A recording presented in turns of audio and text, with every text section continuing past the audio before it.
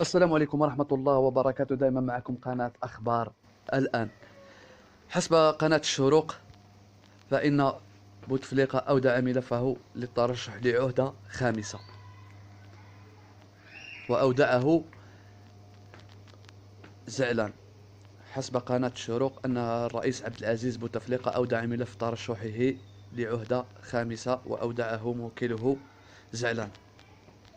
هذه هي صور من قناة الشروق بأن بوتفليقة يودع ملف ترشحه لدى المجلس الدستوري. هذه الصور ملتقطة من قناة الشروق، يعني ليس لدينا أخبار أخرى من سوى قناة الشروق.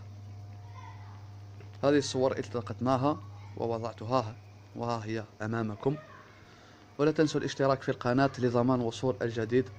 والسلام عليكم ورحمة الله وبركاته. نلتقي إن شاء الله مرة أخرى.